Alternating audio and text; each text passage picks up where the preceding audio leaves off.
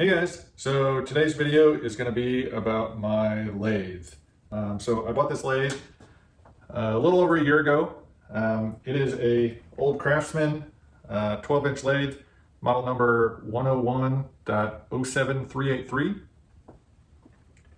And I haven't really done a whole lot on this lathe. I'm fairly new to machining. A motorcycle shop I worked at decades ago had a lathe, and I would always play around on it when I had spare time, just turning down bolts and whatever. And I always enjoyed the process. And so I've been looking basically since I left the motorcycle shop for a lathe. I finally found one in my area last year, and I got super lucky and was able to pick it up for a fairly reasonable deal for this area.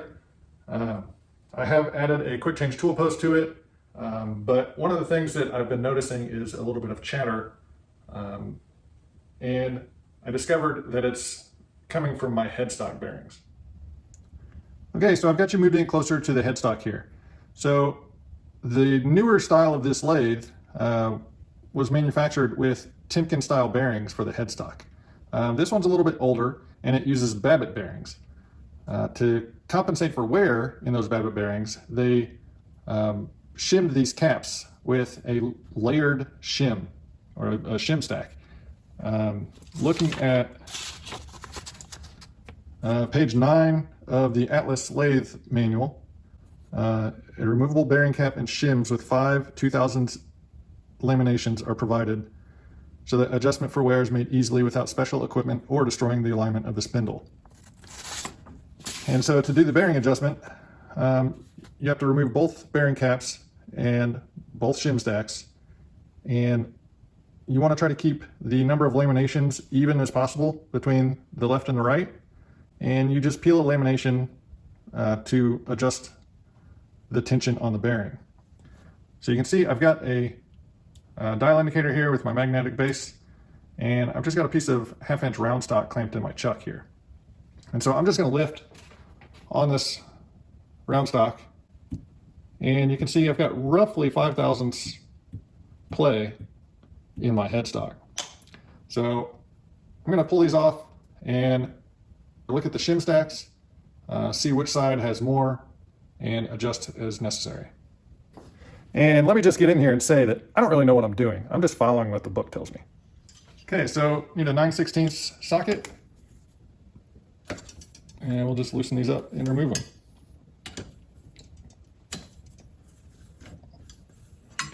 I'm going to take them all the way out because I'm not real sure how this is going to behave. I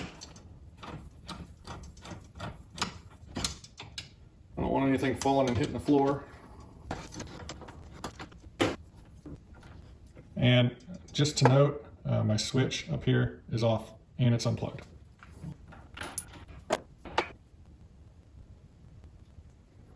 Okay, so with the back cap off, it looks like the shim stacks are just these little, and I can't really tell. That seems like it's a single layer. So I'm going to set this one down and remove the front cap.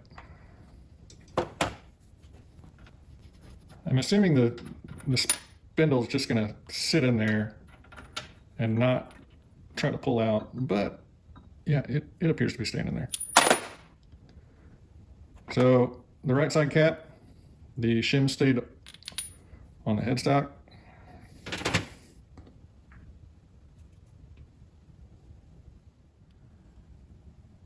Okay, so with my just cheap calipers here, see we're 10 thousandths, and these are 2 thousandths per layer, so nothing has been peeled off of the right side. And now we'll check, zero my thing back out. Now we'll check one from the left side bearing, and we're at 10 thousandths there too. So these are basically brand new shim stacks, or 40-year-old, 50-year-old shim stacks. And so we'll just try peeling one layer. Seeing that there's 5 thousandths travel, I'm thinking we need to probably remove 2 layers but we're going to go one at a time and do like the manual suggests. Okay, so I don't know that I'll be able to get this on camera, but I'm just going to take a razor knife and try to get between, I only want to peel one layer off.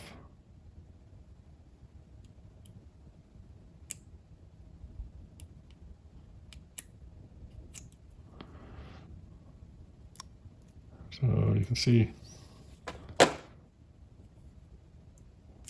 I'm hoping I only have one layer there. And so just peel that off.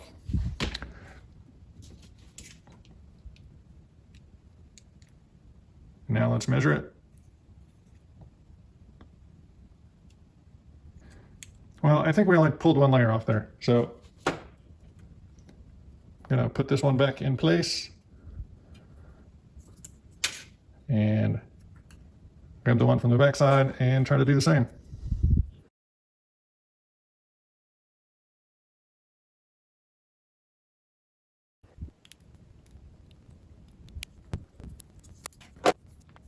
I'm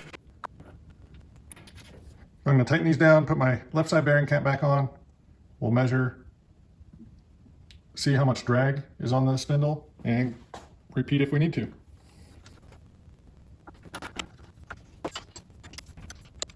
So there may be some torque spec somewhere for that, but I don't have it, so I just got them tight.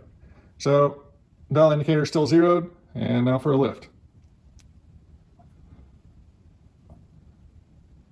So we're now down to just a thousandths, which is much better.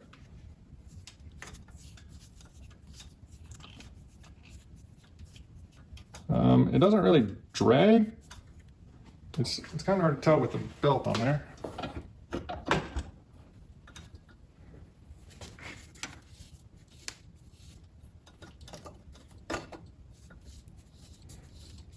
Yeah, it still turns a little too easy, I think. Okay, so update. I need to read closer. So it says, remove both bearing caps and all shims. Peel elimination from one of the shims in the right bearing and reassemble. If the spindle still turns loosely, remove a layer from the other right bearing shim. So I've already done one from each, still turning loosely. So the proper fit will be indicated by a noticeable drag. Always remove shims from one side of the bearing, then the other, so as to keep the total shim thickness on both sides as nearly equal as possible. So you're supposed to remove from this side, put the cap back on, test it out. Then from this side, put the cap back on, test it out. Then remove one from this side, put the cap back on, test it out. So that's where we're at now. So I'm going to loosen the left side here, just because I don't think we have any up and down play in the left side, just because most of the stress is on this bearing, I should say. So I'm just going to leave those loose just so it's not providing undue friction on the bearing itself. I'm now going to measure. So this is the one off the front. I know I peeled one layer off that. I did not measure the one on the back. So let me just check to make sure that it's at least 8 thousandths, which it is. So I'm just going to remove one more layer from this front side, and hopefully that will get me the proper amount of drag.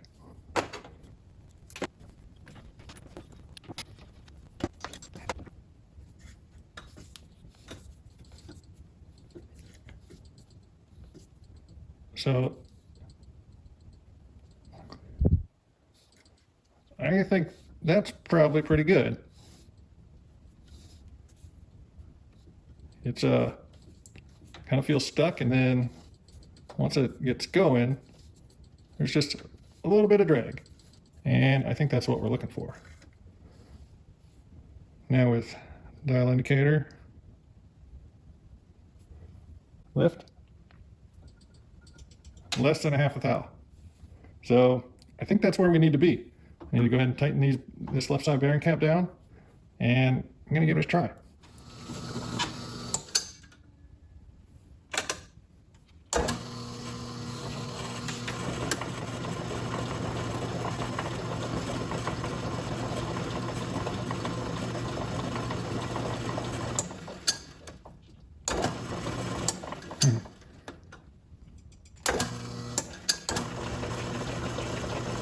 So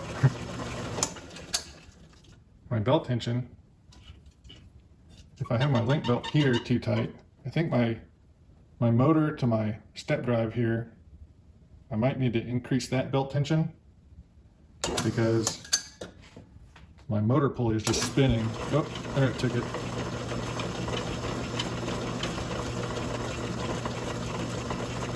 But this is like the quietest this has ever ran. Like normally that made a whole lot more noise because it was just clattering in there.